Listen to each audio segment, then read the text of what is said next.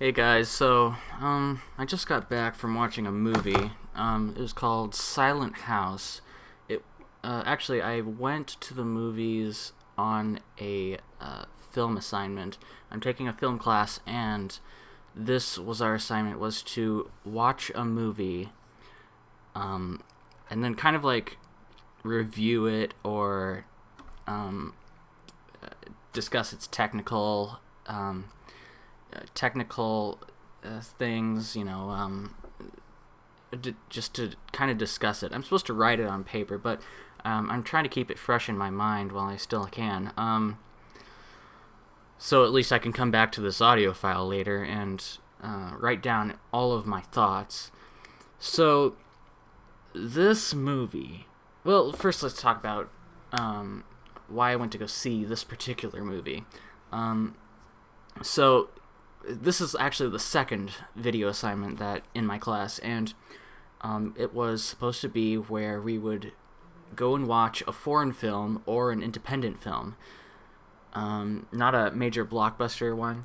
And for the first one, I went to see The Secret World of Arrietty, which is, I mean, technically a foreign film just dubbed into English.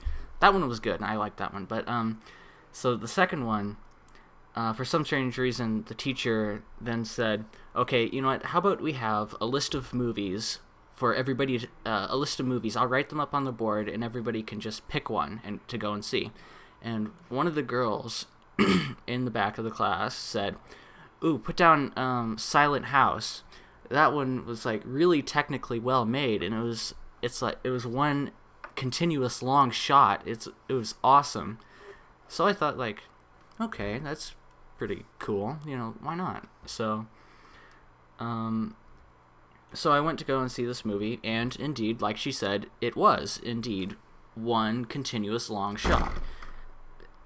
Well, it was and it wasn't. I think there were several places where it was, where there were different takes and different shots, and those were the parts where it like went dark, or it like cut to like the camera stayed in one place one time, and then you can kind of tell sometimes when it would be a different shot, but technically, the entire movie runs on through like maybe 3 or 4 shots, which is quite impressive. The thing is, though, was it well done? And I've been thinking about it for a while, and I have to say, maybe. I mean, it's really impressive the way that they put this movie together, with as few shots as possible into I forgot how long this movie went on for. Maybe an hour and 15 minutes, maybe just an hour. I think it was just an hour, yeah. However, because of that, like, so this film is a horror film. Basically think of like Paranormal Activity, except with a moving camera that follows the characters around, and they get creeped out that way. There were some technical problems that I have to pick apart with this movie, and that is the fact that sometimes the camera would not be in focus in some parts, and in other times it would be in focus, because obviously doing these in one take, doing these really, really long shots in one take is very hard.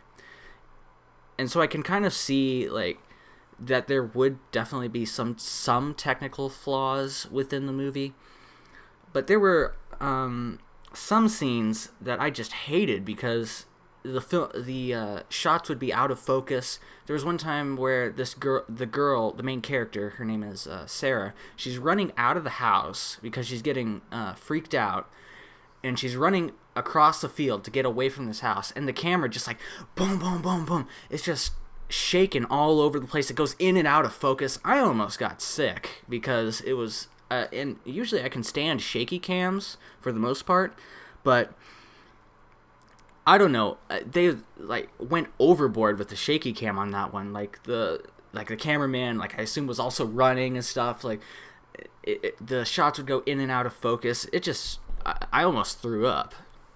So that's the kind of technical thing that I have with this movie. Second thing, well, okay, I'm probably gonna go into spoiler territory. Yeah, I'm gonna go into spoiler territory. Basically, my thoughts on the movie: it was interestingly made, as in technically, and it is interesting. If you're a film student or somebody who kind of wants to see that, go and see this movie, because it is interesting the way that they put this movie together. If you're just an ordinary schlub who wants to see a scary movie, however, I would probably say don't go. I wouldn't really recommend this movie, unfortunately. Here's the thing, as in the story aspect of the movie. Okay, so there's this family. There's this daughter who's about, I guess, in her 20s, her father and her uncle, and they're going to renovate one of their old houses, and then try and sell it. So, like, the first 15 to 20 minutes shows them trying to fix up the house to get it ready to sell, and there are like holes in the walls and stuff. The electricity is gone out. That's why there are no lights at all in the house, and I think the dad boarded up all of the windows because I think Sarah says something about burglars coming through, robbing the place at some point. But I mean, the dad like boards up every single window, and I'm just like, okay, seriously? And then the uncle leaves to go and get an electrician, I think, and then so it's just Sarah and her father, and I think his name was John.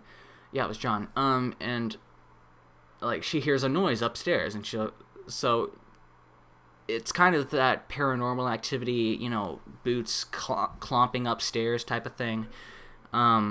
So she and her father go and check it out. He doesn't find anything. She doesn't find anything. And then the father tells her to go and like throw away stuff, things that they don't need, in order to get the house ready to sell. So she's doing that for like about a couple seconds, and then she hears the noise again, and then she like calls out, "Dad, Dad, Dad." And that's one of the things with this movie, is that Sarah as a character, she does like the stupidest things. Like, so she calls out, "Dad, Dad, Dad," but the thing is, her dad would have already responded if it was him, because there's like 2 or 3 minutes where she's walking through the entire house going, "Dad, Dad," and I'm sitting there saying, I'm pretty sure if that were her dad, I'm pretty sure that he would have responded by then. Something's up, okay? I can't believe you're not catching on. Of course, that's easy for me because I'm a viewer, but I mean, obviously. And so all of a sudden some stuff happens, and that's another thing where you can't really tell what the hell's going on most of the time. Like, she'd get freaked out, and like I think like the orchestra sting will come in, and then she'd get freaked out, but you have no idea what the hell she's freaked out by. Like, it's something off camera and out of focus, and you have no idea what it is or what the heck she's so afraid of. And so she like freaks out, runs through the house, and then she finds her dad like knocked out, like blood everywhere, like barely alive. And so she tries to get out of the house. She can't get out of the house because the door, she locked the door earlier, and I'm like, really? Why are you locking this door? You're out in the middle of nowhere. nobody's gonna come by. So why would you need to lock the door? I understand, like, in a city you would want to lock the door, but out in the middle of nowhere, and they well established that they are in fact out in the middle of nowhere, you really wouldn't need to lock your door. Because, like, there's, like, I don't know exactly where they are, but the camera pans around, and, like, they're very well they're out there. They're out in the middle of nowhere. Even in an earlier scene, she says that her phone doesn't get reception or anything, and, like, the phone lines aren't set up. So there's obviously they're well out of the way. So there's no reason to lock the door if there's nobody out there. And that's another thing, like, the phones don't work because, you know, they're out in the middle of nowhere. So, yeah, a good enough explanation, I suppose. So then all of a sudden, she, like, freaks out some more, runs around the house. She drops a couple of flashlights. She picks up a couple of flashlights. That's one of the things, is, like, whenever she gets afraid, she, like, drops a flashlight. And then she goes down into the basement. I'm like, what are you doing? Because actually, she doesn't ever, like, vocalize as in what she's going to do, like, or at least what she's thinking. Like, she tries the door, she tries to unbar the windows from the boards a couple times, she fails, and then all of a sudden she, like, stops, and then she goes down into the basement. Like, if she would have said something like, what else is there? You know, if she, like, kind of talked to herself a little bit more, then I could have probably followed along a little bit better. But she just, like, suddenly goes into the basement. I'm just, like, kind of, like, screaming at her, like, why are you going down into the basement? That would be the last place that I would go to. Anyway, she goes down into the basement. There's, like, some dude who's down there who's, like, freaking her out, as in, like, he'd, like, like, try to find her. There's this guy who's, like, trying to find her, and she hides, and, like, she freaks out, and then she goes to the basement door, and then she unlocks it. She runs out into the field, and that was the part that I told you where it was completely almost unwatchable because the camera is shaking around a whole bunch. And then she sees this girl just standing there, and then her uncle, whose name is Peter, Uncle Peter, comes back, and then she's like, "Oh my God, what happened?" And she's, like, covered in her dad's blood, and she's like, "What the hell happened? Is that blood?" And then she said, "Dad, they got Dad." And then the uncle immediately says, "What?" And then she's like, "Yeah, they got Dad." And then he's like, "Okay, we're going back to the house." And I'm like, what? Go get the police. Go get a freaking ambulance or something. Because, I don't know, these characters, they don't act rationally. Like, the uncle has a gun, and he says, like, "Oh, I'm getting my gun. I'm going to find whoever's doing this. Who the hell's in the house?" She says, like, "There's this guy down there, and he's, I think he got Dad." And he's like, "Okay, I'm getting my gun. You stay in the car." And so she stays in the car for a little bit, and then that guy is, like, right behind her in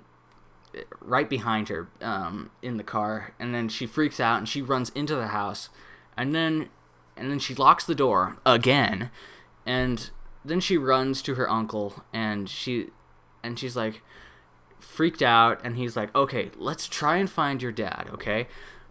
Where was he last time?" And then they go upstairs, and they go to the place where he was last at, except he's not there. And then they decide to go upstairs even farther. And then and then all of a sudden, first they're investigating a place where there is actual light, like there's a generator running or something. And then they investigate that, and then all of a sudden the lights completely darken. And then so she takes a camera, I think, and then she starts taking pictures in order to see in the dark. And then there's obvious jump scares with this. There's she takes photos, and they're like shots of the little girl, shots of a guy reaching out to get her.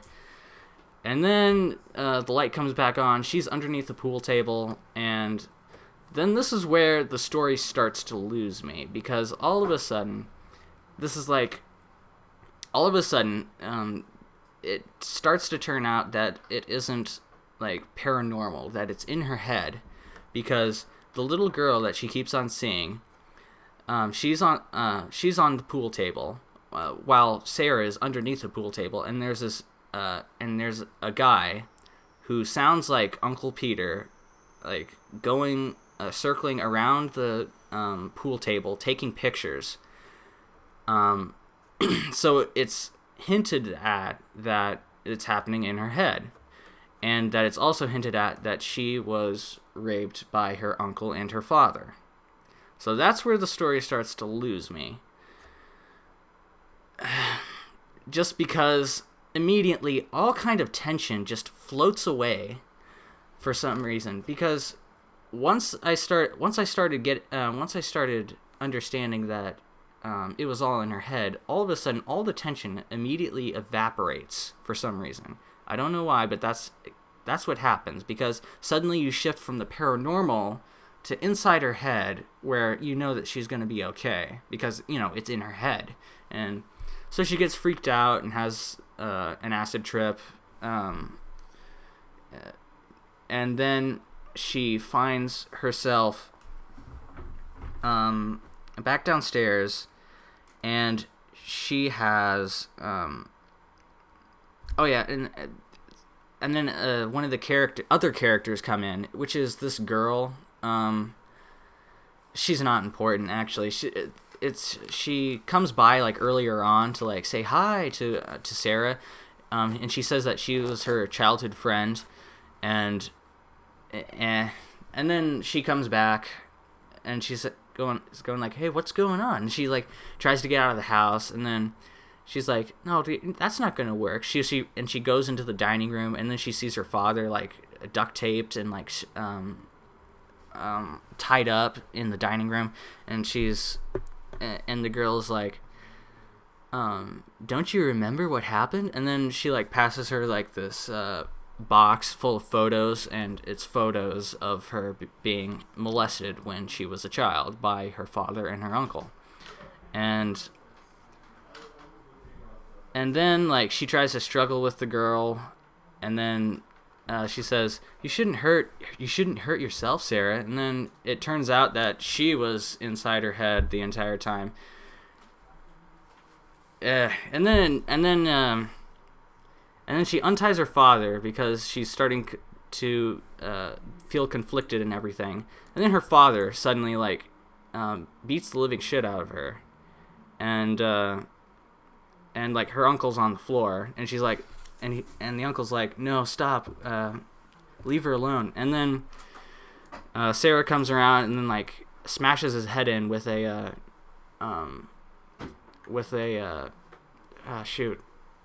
sledgehammer, and then she leaves the house, and that's the end.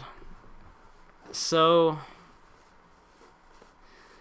yeah, technically this movie was well made, but yeah, it's just the ending and like some of the decisions that the characters make that really got to me, and the shaky cam. But yeah, that's pretty much it. So yeah, I wouldn't really recommend this movie. Yeah, so that's pretty much it. Yeah, don't really have anything else. Okay.